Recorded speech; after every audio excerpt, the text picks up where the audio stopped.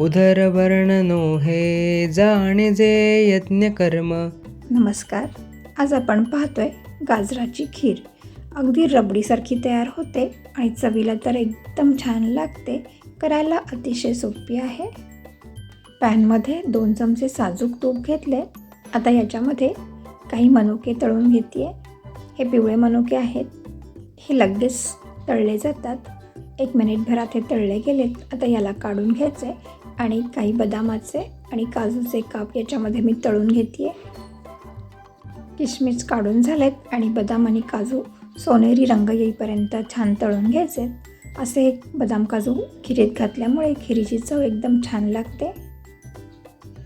हे ड्रायफ्रूट काढून घेतलेत आणि माझ्याकडे काही मगज बी आणि पंपकिन सीड्स आहेत, तेही मी घालते. हे ऑप्शनल आहेत, पण असेल तर घाला. तुपामध्ये हे फुलायला सुरुवात झाली आहे. आता यालाही काढून घेतलं आहे.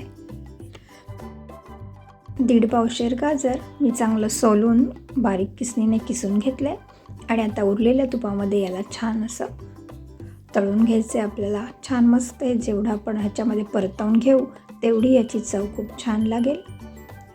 याला 5 मिनटं मी छान तुपामध्ये परतून घेतलं आहे.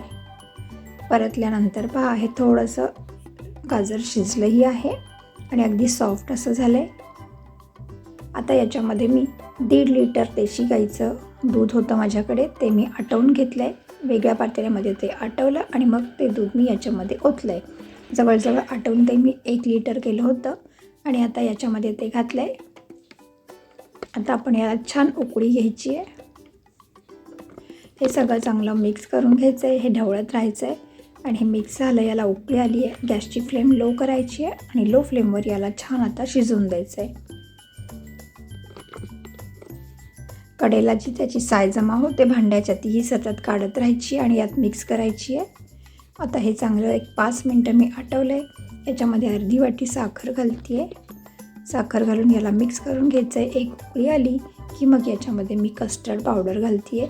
1.5 चमचा कस्टर्ड पावडर मी इथे घेतली आहे.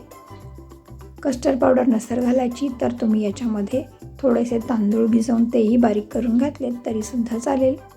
कस्टर्ड पावडर ऑप्शनल आहे. आता पावडर कोमट दुधामध्ये चांगली भिजवून मिक्स करून घेतली आहे. त्याच्यामध्ये अजिबात गुठळ्या ठेवल्या नाहीत आणि ते मी आता या खिरीमध्ये घालून घेते आहे. आता याला चांगलं मिक्स करून घ्यायचं आहे. याच्यामध्ये कस्टर्ड पावडर घातली की याला सतत ढवळत राहायचं आहे, म्हणजे खीर बुडाला लागणार नाही. हे याप्रमाणे हे ढवळत राहायचं आहे आणि आपण जे ड्रायफ्रूट तळून घेतलेत ते सगळे ड्रायफ्रूट आता याच्यामध्ये घालायचे आहेत. ड्रायफ्रूट घातल्यामुळे मस्त अशी खीर लागते. दाताखाली ह्या ड्रायफ्रूटचा क्रंच छान वाटतो. आता याच्यामध्ये 1 चमचा वेलची पावडर घालते आहे. ही साखर न घालता केलेली वेलची पावडर आहे, त्यामुळे ही 1 चमचा घातली आहे. जर तुम्ही साखर घालून केली असेल तर ती थोडी जास्त घाला. आता याला छान एक उकळी घ्यायची आहे. मस्त ही घट्ट अशी रबडीदार खीर तयार झाली आहे. ही गरम गरम खाल्ली किंवा थंड फ्रीजमध्ये ठेवून खाल्ली तरीसुद्धा खूप छान लागते. या पद्धतीने एकदा नक्की करून पहा आणि रेसिपी आवडली तर लाईक करा, कमेंट करा, शेअर करा आणि चॅनलला सबस्क्राईब करा. बाजूचं बेलचं बटनही प्रेस करा. धन्यवाद. राधे राधे.